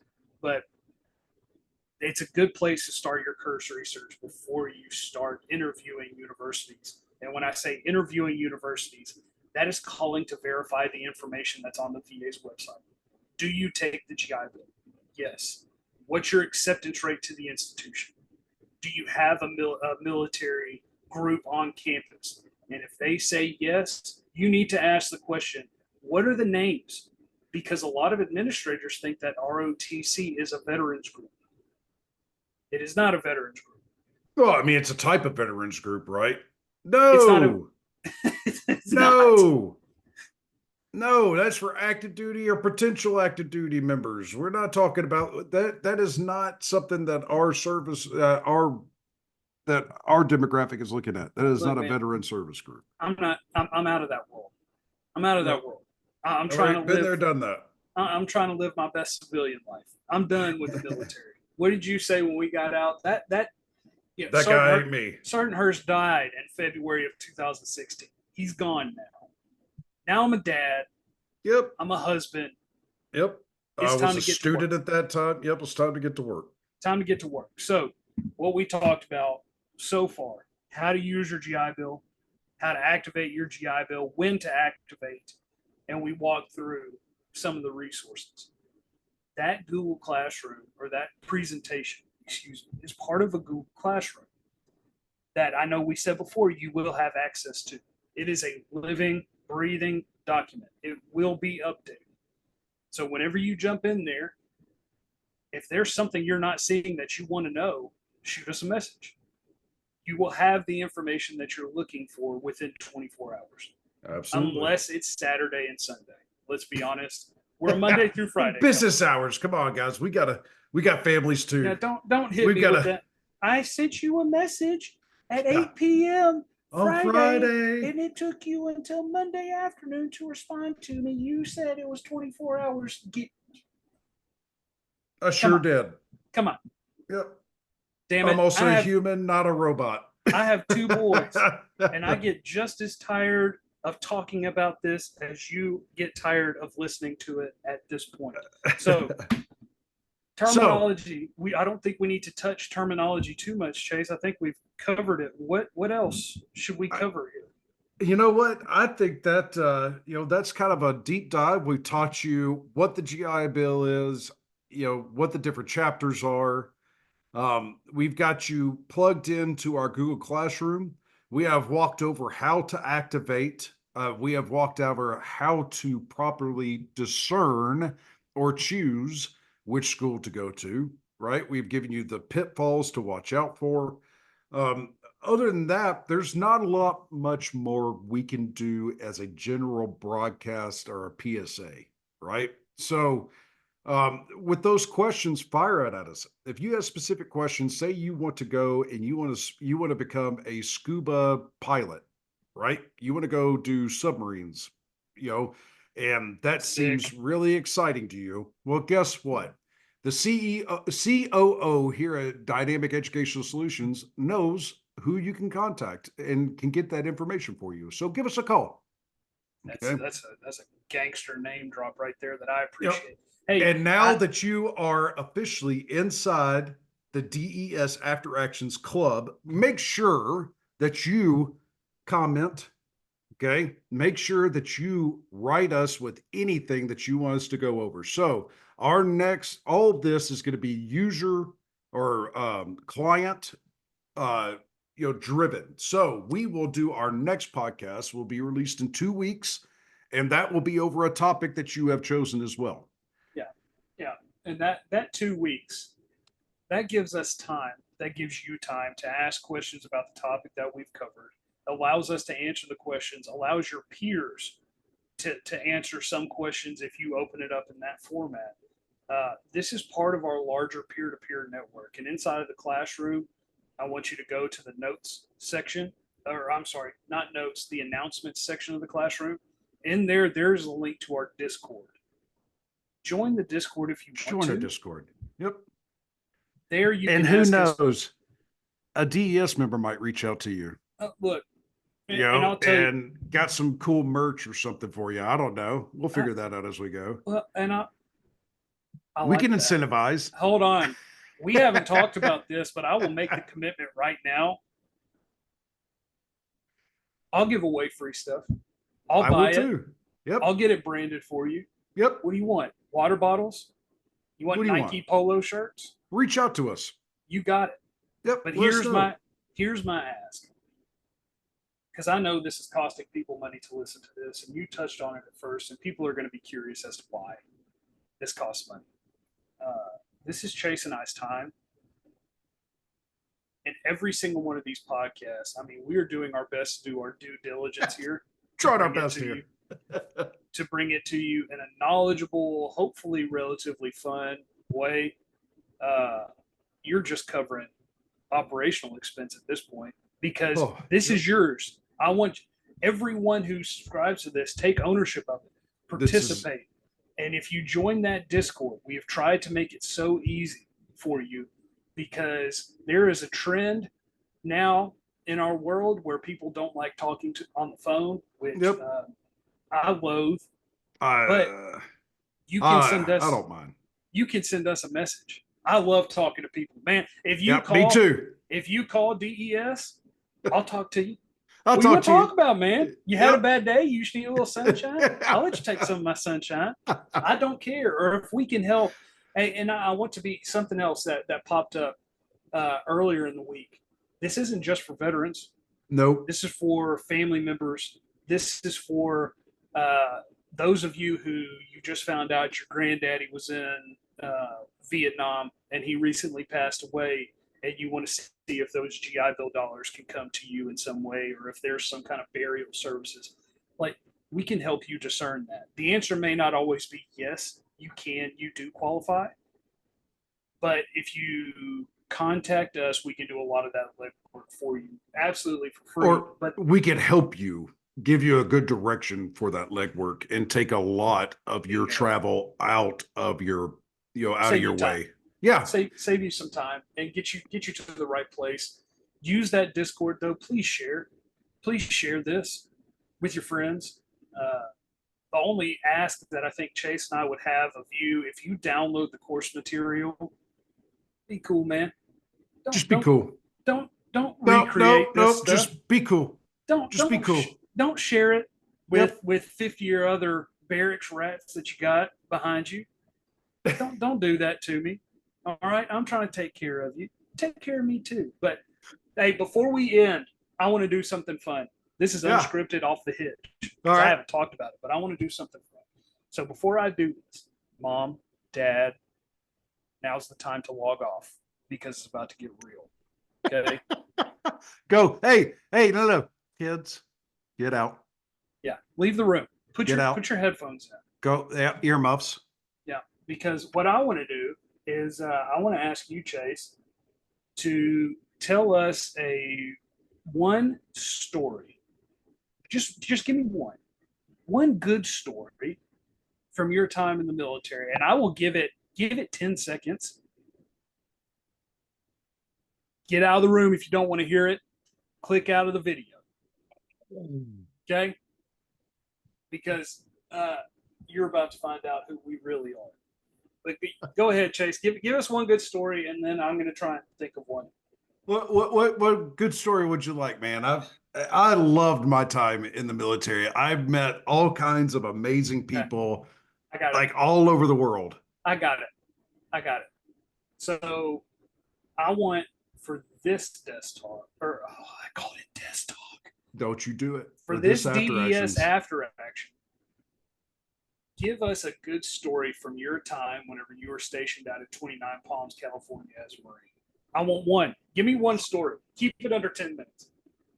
Under 10 minutes. Okay. Yeah. Make me laugh, old man. Let's see here. Oh, good gosh. One good story from 29 Palms. You really put me on the spot here. That was a while ago. A lot of blows to the head. And again, let's see. Elsewhere. I want to be clear again. I didn't tee this up. This wasn't supposed to be part of it. No, so this whatever is you're not. hearing, you're welcome. You are so welcome. Oh my gosh, I got so many stories. I mean, anybody who's been to 29 Palms, shout out to you. Okay, you're a cut. I think just a slightly above some other people. If you made it out of there with your sanity, you made it out of there with your rank, and you're doing good things. Kudos to you. 29 Palms is the middle of Mojave Desert for anybody who doesn't know that. Okay, just head up straight up Highway 10 and then take that first exit that goes up towards Joshua Tree National Park. And whenever you start getting scared, keep going. You're going to go, keep on going until you reach the town of 29 Palms, make a left, and you're at the base. That post is roughly 4 hours to LA, 4 hours to San Diego, 4 hours to Las Vegas, right? And you're about 4 hours from Lake Havasu. Okay. So while you're kind of in the middle, I don't know what just happened. It was me holding up my, hey, that's a cool gesture. So I remember being a young Marine and not being old enough to go to the bars yet. And maybe we would just jump in the car, drive up to Vegas and have a good time. Well, I didn't own a car. I was out in the middle of the desert. I like speed. I still do. I like the adrenaline rush of a motorcycle. So here's a fun story. Did you know that it actually snows in the desert? No. Can confirm, good buddy. Okay. Can confirm. So here we are, Friday, get off of work, end of shift formation out in 29 Palms. It can get up to 114 degrees during the day, and that tarmac gets hot. It's actually enough to melt your combat boots to the deck. So we were out there in a day formation, boots melting to the deck. Nobody could breathe. We decide to to change over, jump on our bikes and head to Vegas for the weekend. I don't know why I just got so excited when you said Oh, nobody could breathe, and I got the biggest smile on my face. Like, yeah, tell me more about yeah. that. So here we go. Heading off. It's now 6 o'clock or 1800, Pacific Standard Dude, Time, if yeah, you will. We're heading out. It's a nice balmy at this time. It's a balmy 92 degrees. okay. Mind you, I said it's a Swamp 4 hour. ass. Swampy, baby. Yeah, Heading baby. past the Lake Banditti. And we're Anybody who's making been there knows ball what I'm soup. talking about. Yeah. Just getting a big fresh air of the water treatment facility as you leave. There, we're heading out. Yes. We get to Needles, California. Uh-huh. We're about halfway. All right. Temperature is now, it is now 2000, 8 o'clock p.m. Okay. Okay. Temperature has dropped down to 60. That's chilly. Especially especially the way I was riding, right? Marines don't tattle on me, okay? I'm not in anymore, so I can say this. All right. I was not wearing my jacket. I was wearing a tank top. All right. I was wearing blue jeans and cowboy boots. Bad boy. And of course I had my helmet because we were in the state of California. Right? So here we are, 2 hours later, 60 degrees. Right? We get to Vegas, have a big time, turn around, lose all of our money. We have to come back by the next morning. No joke. So we turn around coming back. Guess what? Starts snowing. I still have on the same gear. My hands, we are jumping off and warming our hands on the tailpipes of the bikes, right? So we finally. Go ahead. So it has never snowed that I knew of, that it just didn't snow out in the desert. As we're riding, snow starts coming down, Uh-huh. right? I was using my bike. I was putting my hands against my engine of my bike to keep my hands warm. Right? Smart. Yeah, real dumb. So we get back, of course, I get spotted coming back on post, not wearing my PPE. Not only was I spotted, but I was spotted by a sergeant major. So for the rest of the weekend, me and my group ran up and down Sugar Cookie Mountain back behind the trading post. Fuck yeah. Yeah, Sergeant Major walked in and goes, we could do paperwork or you could pay it off. You could pay it off with your time, with your bodies. So or you could do it my way, I think is what he said. We could do it the Marine Corps way or you could do it my way. I think we did it their way. And I remember snowing outside, still cold from the ride, out there running up and down Sugar Cookie Mountain. Sergeant Major ran us until we just passed out. Got us up the next day, ran us again. I promise you, after we got off work, I never drank so much beer and had so much fun with those guys in my life. It was an absolute blast. That's I don't know about funny story, but that's one of the very first stories that pops to mind for 29 Palms, which was it started off good. And the good idea fairy, popped in my head and somebody should have drowned it.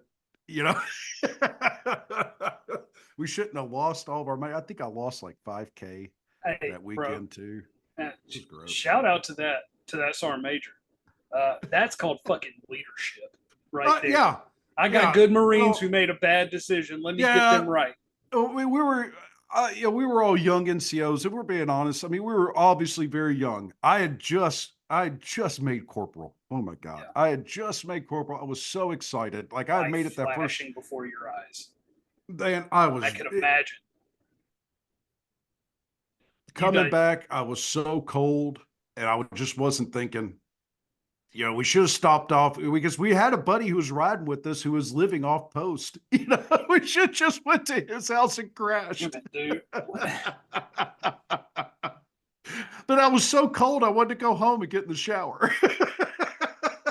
I didn't get the shower. I didn't get the shower. That place smelled like shit. Oh, yeah. No, literally. Lake Bandini's right at the bottom. And the wind breeze would blow up the mountain ridge or the ridge that was right behind. Oh. Oh, God bless them. So tell me a funny story I was trying Let's to see. think of one. Let's see. I want to hear one from what was that? Huachuca. That's where you went to AIT, correct? You went to MLS training. Well, that's not where I started. Let me give you a good story from Redstone Arsenal. How about this? How about this? You tell me the biggest dumb dumb move that you had to deal with as a non-commissioned officer. Like one What's of my your soldiers or one of Yep. mine? No. One of your soldiers. I don't want to hear yours. I was gonna say I gotta And be don't real. drop any names because they might be listening. And they're good people. They just made a mistake, right? Like, who cares? Y'all are my friends anymore? No, I'm kidding. I'm kidding. I'm friends with a lot of my soldiers, and to be quite honest with you, I am too. very, very proud because I think 99% of them are doing phenomenally, and I didn't have anything to do with that. I was just along for the ride. I mean, I have former soldiers of mine that are now warrant officers, senior Yep. non-commissioned officers. Sergeant Some of them are majors. officers, and Yep. they're doing such a good job. And I am so proud of every single one of them for just having the opportunity. Well, they didn't see it as an opportunity. They just heard me talk at them, but they're doing well. I'm trying to think of a good story.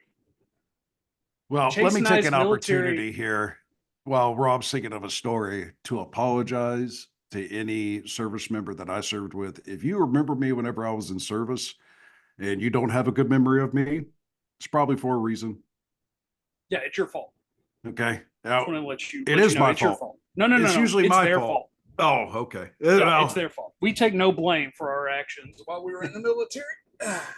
come back and It give was me your another fault. try. If you had a bad interaction with me, you probably caught me on a bad day, or just a bad moment in my life. So give me a shot again. Rob, funny story, any story of a junior enlisted that you were in charge of that you think about to this day. You and I talk about this a lot. You and I talk about this a lot because I'm not going to drop names, but I hope he listens to this at one point because he is still an active participant in our life. And I love him to death. I really do. So don't hate me for what I'm about, the story I'm about to tell. So I had a junior soldier show up with fresh E5. I mean, fresh. You are. Me. Okay. I'm You fresh. just pinned. Okay. I'm fresh, baby. Which means that I got ready for the board. Much different from how I look now. I was lean, mean, 170 pounds, maxing out my PT. I mean, everything. 170 pounds of twisted steel and sex appeal. Damn straight. Running off of pure hate and discontent. I was going to the gym 3 times a day. I didn't have kids, so I didn't have a dad bod. I mean, I was crushing it. I get this soldier who shows up, big, tall kid, used to work at a slaughtering plant. So now you know what I'm talking about. Oh, yeah, shut up, man. buddy. Yeah, I hope you're listening. We shared you. Yes, we did. And we talked about you all the time. We still do. He shows up. Let's be honest with each other. A little overweight. So a lot of them are. A lot. Whenever they first come to us, believe it or not, they go through AIT. Some of them get just a little comfortable. Look, and there's no shame. No, I'm not dogging on people because here's what happens: you get beat beat to hell in boot camp, basic training, whatever you went through. They're tearing you down. They're building you up into the machine, baby. And if they're not, you have failed. Yep. Drill DIs, drill sergeants, what have you. Your cadre have failed you if they have not reprogrammed you a little bit. Then you get to AIT. You get a little bit of freedom. Oh shit, that ice cream looks good, dude. Tired of eating barracks food.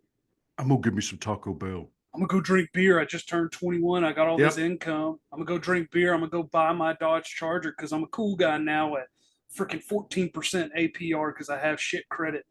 But I'm just gonna go live my best Octavian lifestyle. One of my favorite things that you say.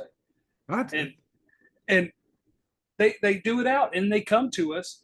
Now you're in the machine, right? Now I got to get you right. I got to get you right again. You had your fun. but I was a fresh E5, which means I'm in charge of big boy camp. Yep. So this soldier shows up, very proper at first.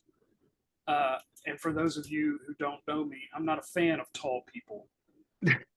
So he shows You up. try to say that you have short man I syndrome? do have short man syndrome. I'm 5'10", but something about tall people, man. Y'all creep me out. Back up. Take two Hey, steps I'm back. 5'10" too, okay? We grew to the appropriate size and stopped. Yes, dadgummit, you freaks. Take 2 steps back and calm down, okay? Take a little bass out of your voice too, because I don't like it. It's intimidating. You scare me. But he shows up. He's a little bit overweight. And I told him, hey, man, you're in big boy PT. You failed your height and weight. You get to come to me. We're going to get you right. All right? Because I'm a firm believer in, even today, if I'm your manager, if I'm your NCO, you're an adult. I'm going to treat you like an adult unless you show me otherwise. Amen. So I think you're coming to me, you know what your job is, you're prepared for your job. My job is to get you to proficiency in your job. You as an adult should strive for more, should do more. I'm just there to put you in the position to help elevate you, right? Yep. So I'm there to give you the opportunities and to guide right. you through those opportunities. And if I can remove barriers for your success, right? And so I get this soldier, he shows up, you know, he's probably maybe 30 pounds overweight.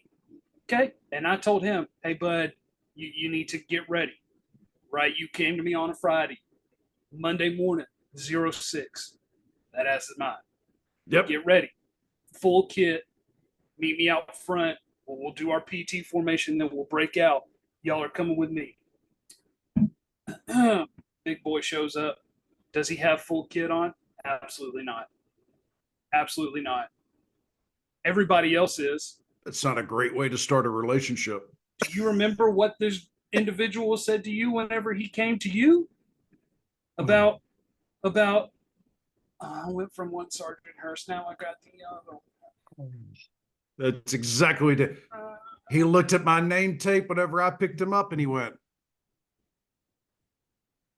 Sergeant Hurst, you don't happen to know, you wouldn't happen to be related to Sergeant Hurst in Korea, would you? As a matter of fact, I am. That's my brother. That's my brother. And then I got a phone call. You'll never guess who I just picked up from the airport. Guess who He's I in the got car with sitting me. right next to me. Yep. But I remember the story that he told, which is really jogging my. That's just really. Let me get to the actual story. So he shows up. He's not in kit. I go up to his room. I'm doing checks, getting him right. Yeah. Throwing out tubs of ice cream.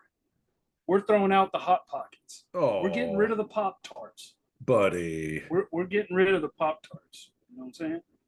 They're coming down the hallway. Just kidding. I didn't take advantage of my soldiers like that. Everybody calm down. But I made that dude put on full kit and ran and do pull-ups. He ran 2 miles. We did all kinds of exercises. This cat at the end of the day, at the end of our hour and a half together, laid on the ground. It goes, I can't do this anymore. I can't do this. This is too much for me. This is too much. I said, no, buddy, I bet we sweat out probably 3 or 4 pounds today. We'll do it again tomorrow. We'll do it again tomorrow. And that was a continuation. Every day, I'm on that ass until we get you right. And then he left me. Got out, graduated from the big boy platoon. I was so proud of him. Congratulations. Fall in with all your other buddies. Okay. Y'all go do your PT. Homie Pop's tape. Pop's height and weight again. Oh. Okay. I get a call from top. Sergeant Hurst. He's back with you. Your soldier's back. Why don't you come up here to battalion, come collect him? Oh. He didn't know I was coming. And I show up, the look on his face. I remember to this day, we walked down to the weapons room, which is in the basement of battalion. And he goes, I'll do whatever it takes. Whatever it takes. to not come back and exercise with you, Sergeant Hurst. I'll do whatever it takes.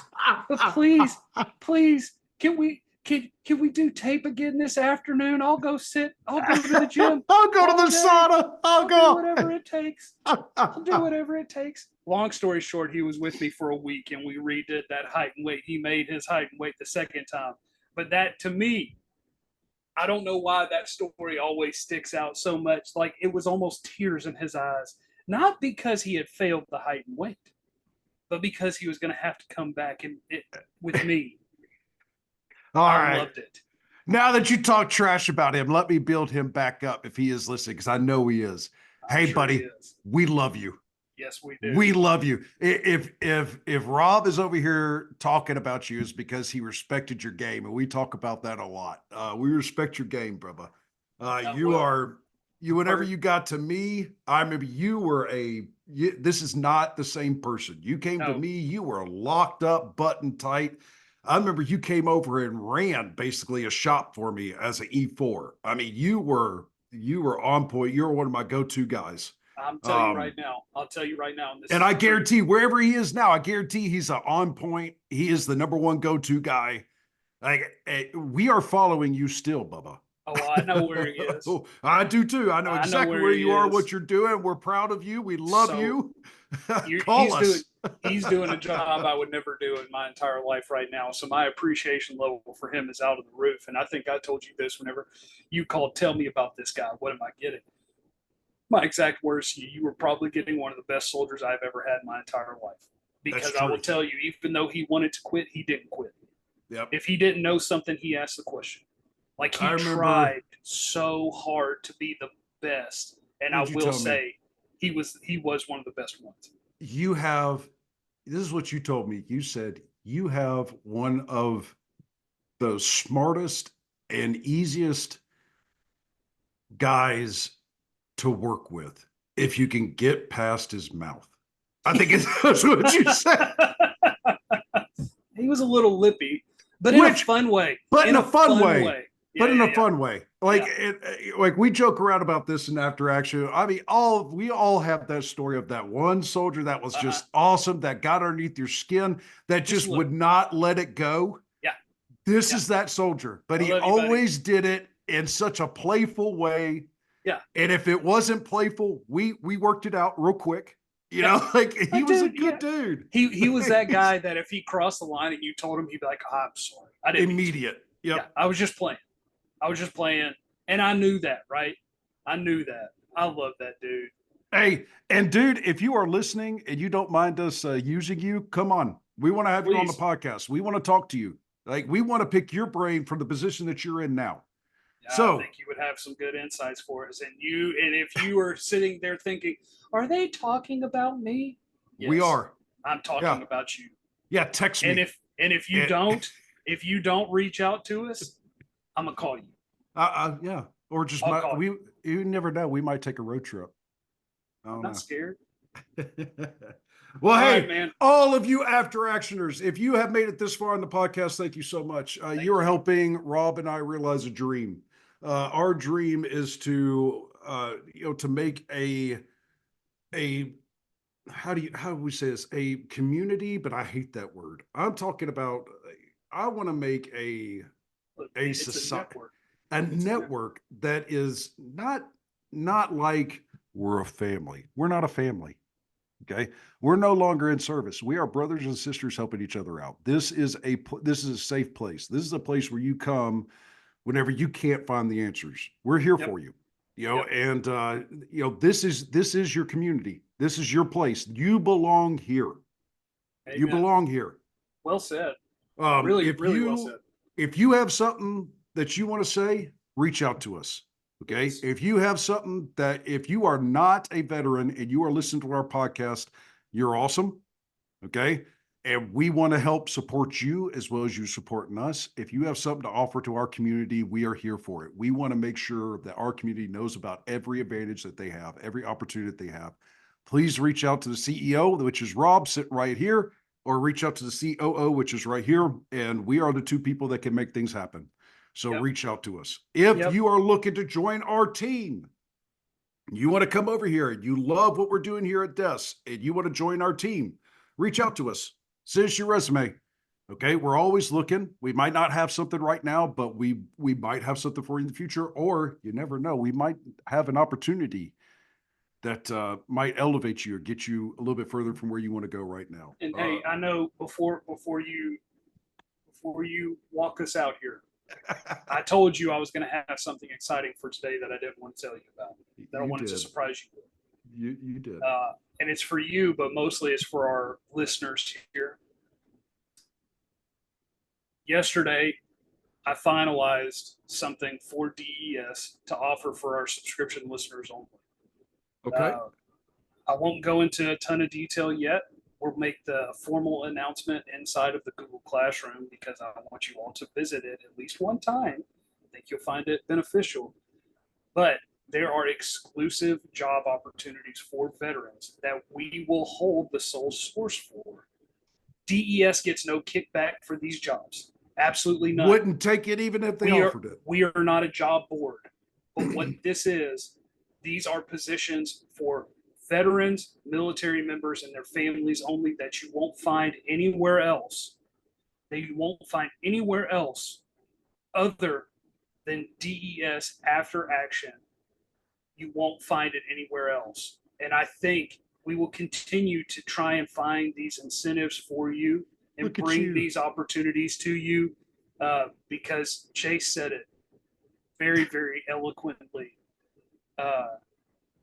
This isn't a community. This is a peer-to-peer network. We are your peers. Even though I'm the CEO of DES and Chase is the COO, who cares? Who cares? Titles mean nothing. Nothing. This is our company, but we're trying to help in any way that we can. And so if you need help, if you have a job, awesome. Share the job with other veterans. Yep. Show them how you got there.